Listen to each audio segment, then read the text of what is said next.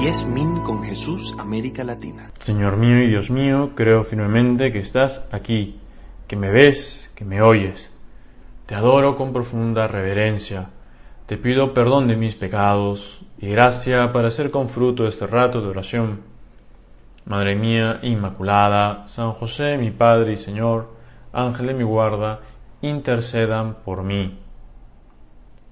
Hoy quería hacer nuestro rato de oración, estos 10 minutos con Jesús, utilizando un pasaje del Evangelio de San Lucas.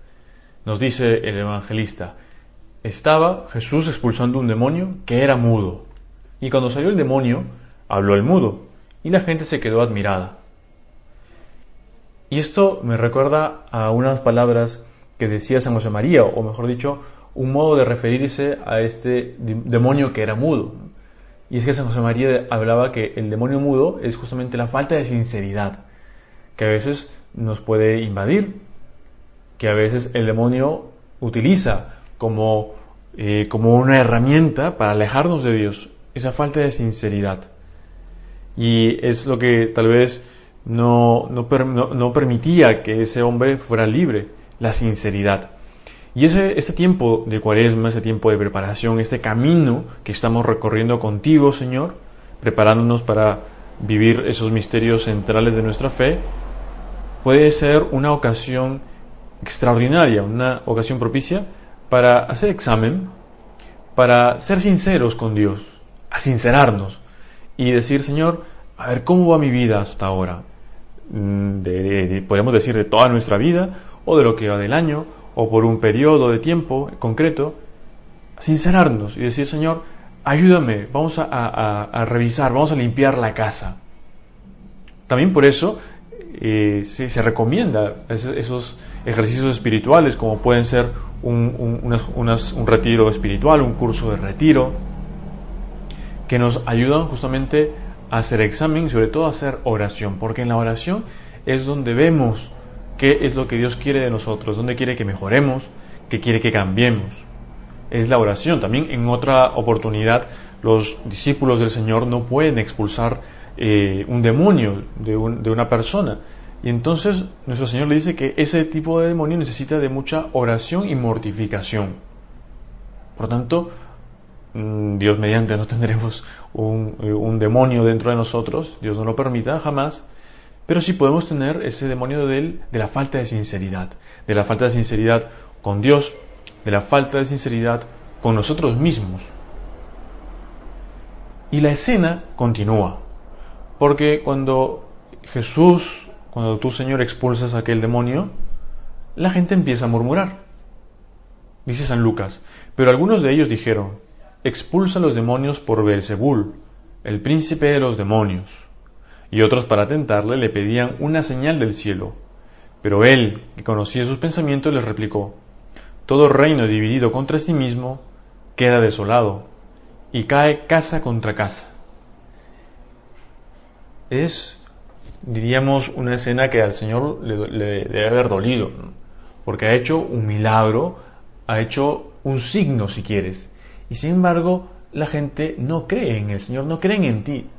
Nuevamente recurrimos a aquel grito de aquel padre que le dice al Señor: creo, Señor, pero ayuda a mi fe. Si puedes, cura a mi hijo. Y se olvida que está ahí con Dios. Esos que son los adversarios del Señor lo acusan gravemente. Le dicen que es el demonio que actúa a través de él. Y nuestro Señor actúa con lógica, actúa con la razón. Le dice: ¿cómo es posible que yo, según ustedes afirman, actúo, expulso demonios con la fuerza del demonio para expulsar un demonio? Eso significa que el demonio está dividido, y cuando algo está dividido, pues termina por destruirse. En cambio, nosotros sabemos por la fe que ahí quien actúa es Dios. Es más, vemos que en algunas oportunidades aquellos demonios o aquel demonio confiesa que Jesús es Dios, que es el Hijo de Dios. Y eres tú, Señor, el que nos puede curar justamente de todas esas enfermedades, de aquel demonio mudo. Por eso en ese tiempo de Cuaresma, en ese tiempo de preparación, continuemos en camino, continuemos caminando junto a Dios, y que así debe ser siempre en nuestra vida. Señor, no queremos separarnos de ti, y no queremos tampoco rechazar esa acción tuya en nuestras almas. Por eso también veamos ahora en la presencia de Dios de qué maneras podemos contribuir, podemos ser más dóciles a la acción de Dios en nuestras almas. Por supuesto, están los sacramentos, la confesión que en caso que hayamos pecado gravemente, nos devuelve la gracia de Dios. Pero también antes ha habido una gracia de Dios que nos ha movido justamente a confesarnos.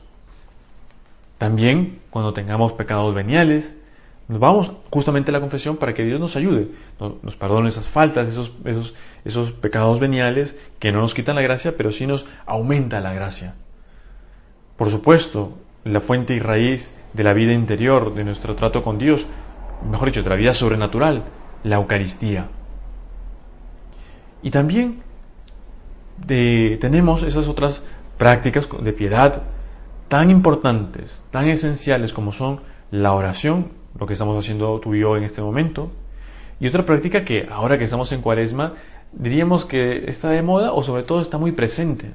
Cuando vamos a misa, o si la vemos por la televisión o los medios digitales, vemos claramente que el sacerdote usa unos ornamentos de color morado, que es un color penitencial, porque justamente queremos,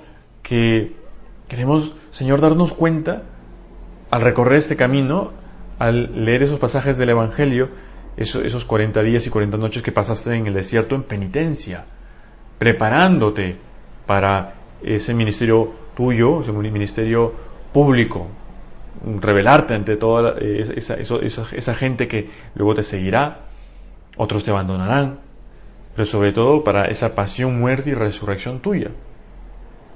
Y en efecto, Señor, al contemplar tu pasión y tu muerte, debemos movernos a la conversión. Debemos también darte gracias por todo lo que has hecho por cada uno de nosotros. Justo el día de hoy me escribía un sacerdote, amigo, y me escribió un WhatsApp y me decía que un joven le había comentado que había visto la película La Pasión de Mel Gibson, y después de haber visto esa película le dice que al haber visto esas escenas se había dado cuenta de qué cosa es el pecado.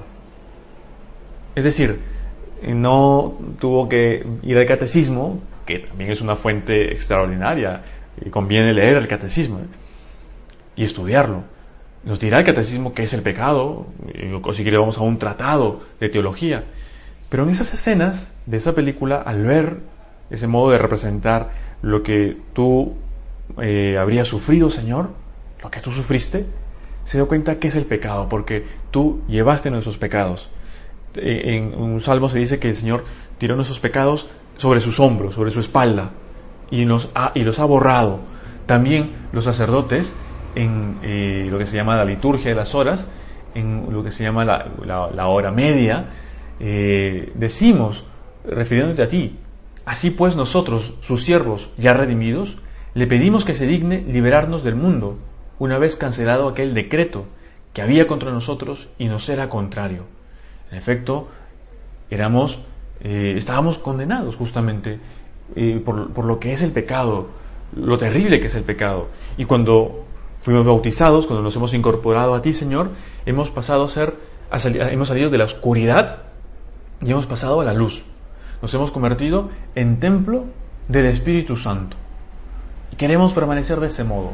Por eso, en este tiempo de Cuaresma, te pedimos, Señor, que nos des esa luz para ver y esa fuerza para querer cambiar, para dar ese cambio que tú quieres en cada uno de nosotros, que seamos mejores, que seamos verdaderamente hijos, siguiendo tu ejemplo. Esto lo pedimos también por intercesión de nuestra Madre Santísima, ella que como buena madre conoce a sus hijos y que quiere que sus hijos se porten bien y que estemos siempre muy unidos a ti.